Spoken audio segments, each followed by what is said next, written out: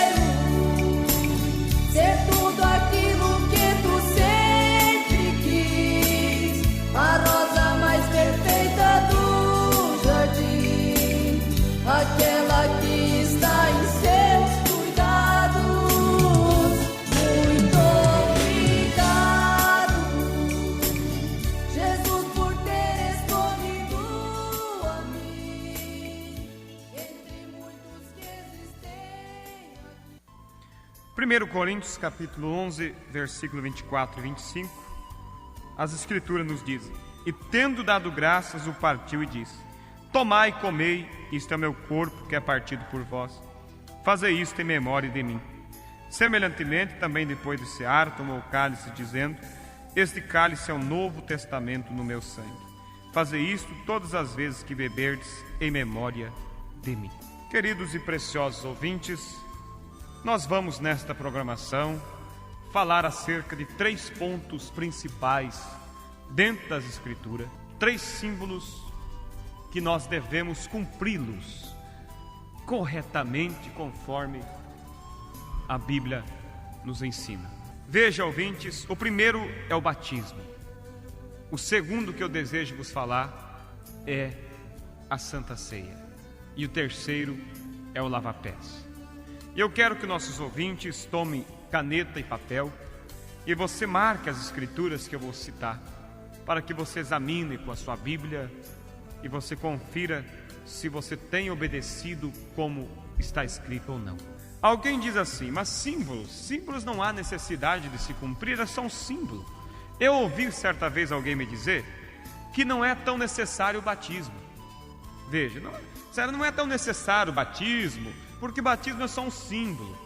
Olha, meu ouvinte, se é um símbolo, é porque há uma realidade através desse símbolo. E se há um símbolo, deve haver um cumprimento daquilo que esse símbolo está simbolizando. A bandeira do Brasil é um símbolo. Agora, as pessoas dão valor para aquela bandeira e reconhecem ela, porque por trás daquele símbolo há um país, o qual ela está representando. Aquelas cores ali simbolizam o que há nesse país. E alguém pode dizer: mas eu não creio em símbolos. Como não vai crer? O símbolo é algo que está ali, surgiu por causa daquilo que já é real. Ele está simbolizando algo que é real. E é isso que eu quero que os ouvintes nesta programação possam entender e ver se vocês têm praticado esses 3 símbolos, os quais eu vou citar pelas Escrituras, se você tem feito, se a tua religião tem lhe ensinado conforme a Bíblia mostra. O primeiro símbolo é o batismo. O que simboliza o batismo? O batismo simboliza morte e ressurreição. Quando a pessoa ela vai e é submergida na água, ela está mostrando, aquilo está simbolizando que ela morreu para o mundo e está sendo sepultada. E quando ela é levantada, aquilo simboliza que ela está ressuscitando para viver uma vida para Deus. Você encontra em Colossenses capítulo 2, versículo 12, dizendo assim as Escrituras: sepultados com ele no batismo, nele também ressuscitastes, pela fé no poder de Deus, que o ressuscitou dos mortos. Então veja, sepultados com ele no batismo. Então o batismo é um símbolo de sepultamento. Morreu para o mundo, quando alguém morre tem que ser sepultado. Então nós somos sepultados, porque já morremos para o mundo e levantamos para viver uma nova vida. Agora, você pode dizer: bem, então esse primeiro passo, primeiro símbolo, eu já cumpri, porque eu já fui batizado, você pode dizer, nas águas, como símbolo de morte e ressurreição. Não é ainda tudo. Isso não é tudo. Depende da maneira que você praticou esse símbolo. Alguém pode dizer assim: eu peguei aqui um pano vermelho, um preto, um amarelo, um laranja, e fiz aqui a bandeira do Brasil igualzinho como ela é. E agora essa minha bandeira aqui, com essas cores, está simbolizando o Brasil. O que você diria para essa pessoa? Você diria: não, você está enganada. Isso não está simbolizando o Brasil. A pessoa diria: como não? Se ela está na mesma metragem, os mesmos desenhos que tem na outra, o mesmo escrito que tem na outra. O que você responderá para ela? As cores que você colocou ali não são verdadeiramente símbolos do que há no Brasil. Então, no lado espiritual, meu ouvinte, a maneira com que a pessoa é batizada, muitas vezes não é correto conforme a Bíblia. Porque o batismo bíblico e verdadeiro é em nome do Senhor Jesus Cristo. Mas você pode dizer: mas como a Bíblia diz para batizar em nome do Pai, do Filho e do Espírito Santo? Tudo bem, a Bíblia diz. para batizar em nome do Pai, do Filho e do Espírito Santo. Mas só que se você parar e meditar, meu ouvinte, você vai entender que Pai não é nome, Filho não é nome, Espírito Santo não é nome, e que Jesus estava pedindo um nome. Batize em nome do Pai, do Filho e do Espírito Santo. Em nome do Pai. Em nome, ele estava pedindo um nome. E qual é esse nome que ele estava pedindo? Os discípulos sabiam qual era esse nome. Por isso eles batizaram em nome do Senhor Jesus Cristo, porque eles sabiam que esse era o nome do Pai. São João capítulo 17, versículo 6, Jesus diz: Pai, manifestei o teu nome aos homens. Você vai encontrar dentro da Bíblia que todos os atos batismais foram realizados em nome do Senhor Jesus Cristo. As primeiras conversões, os primeiros atos batismais, as primeiras pessoas que desceram as águas na Bíblia foram batizadas em nome do Senhor Jesus Cristo. Você encontra isso em Atos capítulo 2, versículo 38. Você encontra em Atos capítulo 4, versículo 12, a Escritura dizendo: E em nenhum outro há salvação, porque também debaixo do céu nenhum outro nome há dado entre os homens pelo qual devamos ser salvos. Nenhum outro nome a não ser o nome do Senhor Jesus Cristo. Veja, amado ouvinte, Atos capítulo 8 também, versículo 16. Ali em Samaria, aquelas pessoas foram batizadas em nome do Senhor Jesus Cristo. Atos capítulo 10, versículo 43, a Bíblia diz que vamos ler bem aqui para que você possa, meu ouvinte, ver nas palavras próprias da Bíblia como está escrito. Atos capítulo 10, versículo 43. A estes dão testemunho todos os profetas, de que todos os que nele creem receberão perdão dos pecados pelo seu nome. Então o perdão de pecado recebe pelo nome de quem? De Jesus, pelo seu nome. E no versículo 48 a Bíblia diz: E Pedro mandou que fossem batizados em nome do Senhor Jesus Cristo. Você pode dizer: mas eu já sou batizado, irmão, eu não vou me batizar de novo. Olha, você pode fazer quantas e quantas bandeiras você queira, enquanto você não usar as cores corretas, a forma verdadeira, aquilo não está simbolizando o nosso país. Você pode se batizar quantas e quantas vezes quiser, enquanto você não se batizar conforme a Bíblia manda, você não fez o verdadeiro símbolo pelo qual a Bíblia estava pedindo. Você entra nas águas um pecador enxuto e sai um pecador molhado. Mas quando você entra pelo verdadeiro símbolo correto do batismo em nome do Senhor Jesus Cristo, você sai um homem santo, um homem lavado, um homem purificado de dentro das águas. Porque o sangue de Jesus nos lava e purifica de todo pecado, desde que nos faça corretamente conforme as Escrituras. Atos capítulo 19, um grupo de pessoas que já eram batizados, Paulo rebatiza todos eles, porque o batismo deles não era conforme a Bíblia ensinava. Não estavam batizados em nome do Senhor Jesus. Paulo teve que os rebatizar. Leia você em sua casa Atos capítulo 19, do versículo 1 até o versículo 6. Você encontrará Paulo rebatizando um grupo de pessoas, batizando-as outra vez, por não estarem batizadas em nome do Senhor Jesus. Então veja, ouvintes, o primeiro símbolo. Por certo, você já analisou que você não praticou esse verdadeiro primeiro símbolo corretamente. Então eu te aconselho que você possa ter temor em seu coração, e amor pela sua alma, e amor pela sua família, e busque esse batismo correto.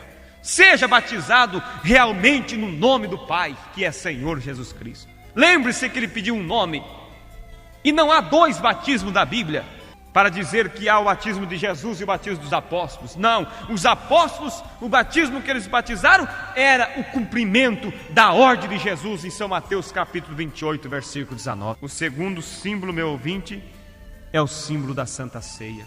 O que simboliza a ceia? O batismo, eu já vos falei, que simboliza a morte e ressurreição, desde que você faça corretamente como a Bíblia manda.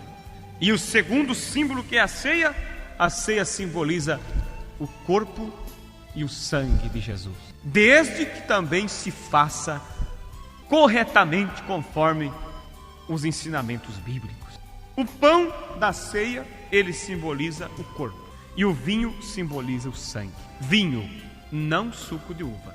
Logo à frente você vai ver pela Bíblia que os discípulos davam vinho e não suco. O pão deve ser pão asmo, não pão fermentado como as igrejas estão acostumadas a dar para o seu povo, pão com fermento. Por quê? Porque o pão é um símbolo do corpo de Jesus. E o fermento, sabe você o que, símbolo do que é? É símbolo de pecado, é símbolo de malícia, é símbolo de maldade. E como é que o corpo de Jesus pode ter no corpo de Jesus pecado, malícia, maldade? Não tem como. Então por isso o pão deve ser pão asmo, simbolizando um corpo santo, um corpo asmo, sem fermento, sem pecado. Pão asmo quer dizer pão sem fermento. Veja você, amados ouvintes, que a ceia, ela sempre era realizada na Bíblia com pães asmos. A própria Páscoa em Israel, ela era realizada com pães asmos. Veja você em Levítico capítulo 23, versículo 4 até o versículo 6. Os nossos ouvintes encontrarão a Bíblia mostrando a verdadeira ceia praticada pelos discípulos, ou seja, a verdadeira Páscoa comida por Israel com pães asmos, pão não fermentado. No livro de Levítico capítulo 2, deixa eu ler aqui onde eu citei, Levítico capítulo 23, versículo 4 ao 6. Estas são as solenidades do Senhor, as santas convocações que convocareis no seu tempo determinado. No mês primeiro, aos 14 do mês pela tarde, é a Páscoa do Senhor. E aos 15 dias deste mês é a festa dos asmos do Senhor. Este dia comereis asmos, quer dizer, pão sem fermento. Levítico capítulo 2, versículo 11 diz: nenhuma oferta que oferecerdes ao Senhor se fará com fermento.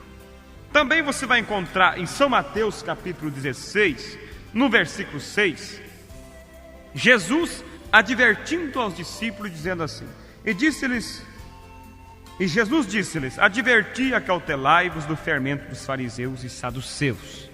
Quando Jesus falou isso para os discípulos, eles olharam para o outro e pensaram que Jesus estava chamando a atenção deles, porque eles não tinham comprado pão, não tinham se provido de pão.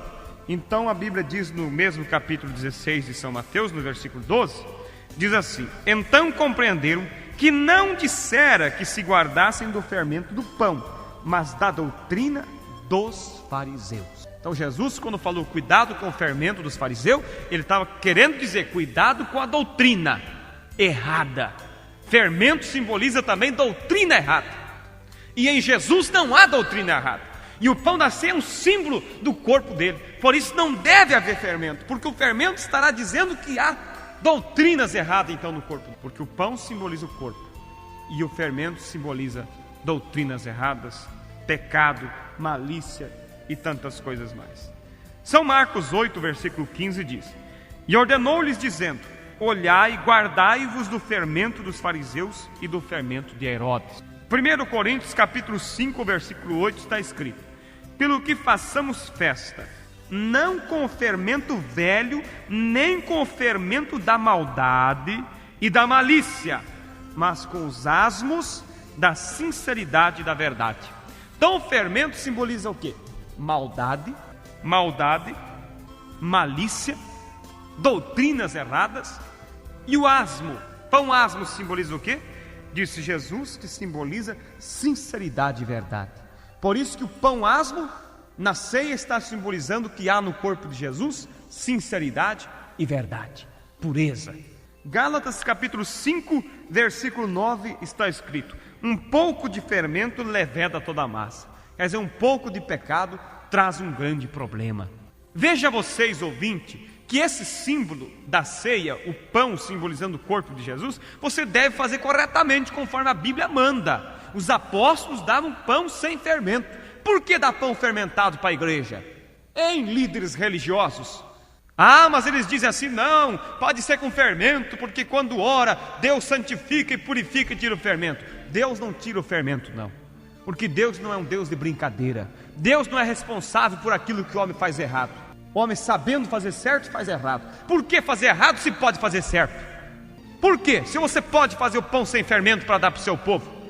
Isso é o que? É o espírito diabólico que tem tomado essas religiões para mandar as pessoas para o inferno. É o diabo para querer dizer que há pecado no corpo de Jesus. E você não tem temor, meu ouvinte? Não há temor em seu coração de estar tomando uma ceia dessa? Uma ceia que Satanás tem enganado?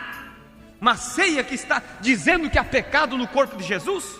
Que Deus te ajude, que você tenha temor disso que você está fazendo. E outro, o vinho simboliza o sangue de Jesus. Vinho, não suco de uva, como as religiões têm dado ao povo. Ah, mas eles dizem, não, o vinho tem álcool. Claro que tem álcool. Jesus sabia que tinha álcool. Ou vocês acham que Jesus não sabia disso? Mas Jesus também sabia que um gole de vinho não ia embriagar ninguém. Mas eles se julgam mais inteligentes de Jesus, a tal ponto de querer repreender a Jesus, porque Jesus deu vinho na ceia e não deu suco. Os apóstolos davam vinho também e não suco. A prova que eles davam vinho na ceia, você encontra em 1 Coríntios capítulo 11, versículo 21. Paulo diz assim: porque comendo cada um toma antecipadamente a sua própria ceia, e assim um tem fome e o outro embriaga-se. Se eles estavam se embriagando na ceia, é porque estavam tomando vinho, só que eles estavam tomando com excesso. E Paulo chama a atenção deles, porque o vinho na ceia é só um símbolo, somente um gole para simbolizar o sangue de Jesus. Paulo chama a atenção por estarem tomando em excesso. E se fosse errado tomar vinho na ceia, Paulo diria: está errado tomar vinho, vocês têm que tomar suco. Mas Paulo somente chama a atenção para que não tomassem muito, mas um gole somente para simbolizar o sangue de Jesus. O vinho é o sangue da uva, simbolizando o sangue de Jesus que foi vertido por nós. Quando se espreme a uva, ali se escorre o vinho. Quando Jesus foi espremido na cruz, ali escorreu o sangue dele, que foi vertido pelos nossos pecados. Lucas capítulo 22, versículo 18, você encontrará que Jesus, na última ceia, deu vinho para os discípulos na ceia e não suco de uva. Disse Jesus, Lucas capítulo 22, versículo 18: porque vos digo que já não beberei do fruto da vide, até que venha o reino de Deus. O que é fruto da vide? É vinho. Então Jesus disse: eu não tomarei mais da ceia, até que tome convosco no outro lado, nas bodas do Cordeiro. Ouvinte, veja você, como esses símbolos tão importantes têm sido pisados pelas religiões. Isso é o que? É um espírito diabólico que tem enganado. E a Bíblia diz: se um cego guiar outro cego, os dois cairão no buraco. Mas que você possa fugir desses guias cegos que têm torcido as Escrituras. Por que fazer errado se pode fazer certo? Está tão claro nas Escrituras. Leia essas citações que eu tenho vos citado. Confira se isso não é verdade, ouvinte. O terceiro símbolo é o símbolo do lava-pés, que simboliza o quê? Humildade. Você encontra em São João capítulo 13 esse símbolo, essa terceira ordem, que também é um símbolo e que simboliza humildade. Vamos ler aqui para que vocês vejam. São João capítulo 13, versículo 4 a seguir. Levantou-se da ceia, tirou os vestidos e, tomando uma toalha, cingiu-se. Depois colocou água numa bacia e começou a lavar os pés aos discípulos e a enxugar-lhes com a toalha com que estava cingido. Aproximou, pois, de Simão Pedro, que lhe disse: Senhor, tu lavas os pés a mim? Respondeu Jesus e disse-lhe: o que eu faço não o sabes tu agora, mas tu o saberás depois. Disse-lhe Pedro: nunca me lavarás os pés. Respondeu-lhe Jesus: se eu te não lavar os pés, não tens parte comigo. Disse-lhe Simão Pedro: Senhor, não só os meus pés, mas também as mãos e a cabeça. Disse-lhe Jesus: aquele que está lavado não necessita de lavar senão os pés, pois no mais todo está limpo. Ora, vós estáis limpos, mas não todos, porque bem sabia ele quem o havia de trair. Por isso disse: nem todos estáis limpos. Depois que lhes lavou os pés e tomou os seus vestidos e se assentou outra vez à mesa, disse-lhes: entendeis o que vos tenho feito? Vós me chamais mestre e senhor, e dizeis bem, porque eu sou. Ora, se eu, senhor e mestre, vos lavei os pés, vós deveis também lavar os pés uns aos outros. porque eu vos dei o exemplo, para que como eu vos fiz, façais vós também. Na verdade vos digo, que não é o servo maior do que o seu senhor, nem o enviado maior do que aquele que o enviou. Se sabeis estas coisas, bem-aventurados sois, se as fizerdes. Então veja, ouvinte, o terceiro símbolo, a terceira ordem, o lava-pés, que simboliza humildade. Simboliza e mostra que ninguém é maior do que ninguém. Quando eu estou lavando os pés do meu irmão, eu sou servo dele. Mas quando ele lava meus pés, ele mostra que ele também é meu servo, que todos somos iguais. É uma ordem que Jesus deu. Mas os líderes religiosos dizem, não precisa, não é necessário lavar os pés, isso só foi para os dias de Jesus. Olha, hipócritas, falsos, enganadores. A Bíblia diz em Hebreus 13, versículo 8, que Jesus é o mesmo ontem, hoje e eternamente. Ele não muda. O que ele pediu ontem, ele pede hoje e pede amanhã. Mas eles enganam e dizem, Jesus fez aquilo só para provar que era humilde, e nunca mais foi praticado o lava-pés. Que mentira! Leia você em 1 Timóteo capítulo 5, versículo 10, quando se falava sobre as viúvas, como deveria ser aceita uma verdadeira viúva na igreja. Diz assim, tendo testemunho de boas obras, ela tem que ter testemunho de boas obras, se criou os filhos, se exercitou hospitalidade, se lavou os pés aos santos, se socorreu os aflitos, se praticou toda boa obra. Uma das características que os discípulos buscavam para ver se era um verdadeiro cristão era se lavou os pés dos santos, se praticava os lava-pés. 1 Timóteo capítulo 5, versículo 10. Veja, meu ouvinte, qual desses três símbolos, dessas três ordens, você tem cumprido? Creio que nenhuma delas. Não digo isso para te envergonhar, mas digo isso para que você possa ter temor e buscar nas Escrituras. E lembre-se que são três ordens entre vida e morte. Se cumprir é vida, se não cumprir é morte. O batismo, se cumprir é vida, se não cumprir é morte. A Bíblia diz que quem crer e for batizado será salvo, mas quem não crer será condenado. A Santa Ceia também é entre vida e morte. Jesus disse, quem não comer e não beber da minha carne não tem partes comigo. Se pratica é vida, se não pratica é morte. E o lava-pés também é entre vida e morte. Se cumprir é vida, se não cumprir é morte. Quando Pedro disse, o Senhor não vai me lavar os pés, Jesus disse, se eu não te lavar, você não tem parte comigo. Se cumpre é vida, se não cumpre é morte. Jesus disse, se vocês sabem isso, bem-aventurados sois se as fizerdes. A palavra bem-aventurado quer dizer muitas vezes feliz. Quer ser você muitas vezes feliz? Pratique então o lava-pés. Cumpra essas três ordens, esses três símbolos corretamente pelas Escrituras. E lembre-se que Deus não muda. Malaquias 3,6 diz, eu sou o Senhor e não mudo. Apocalipse capítulo 22, verso 19 diz, se alguém tirar qualquer coisa desse livro, será tirado só parte da árvore da vida e da cidade santa. Que Deus te abençoe e que você possa, meu ouvinte, se encaixar nessas Escrituras. Eu prego isso não porque não gosto de vocês, falo duro, mas porque amo vossas almas. Que Deus vos abençoe, é a minha oração.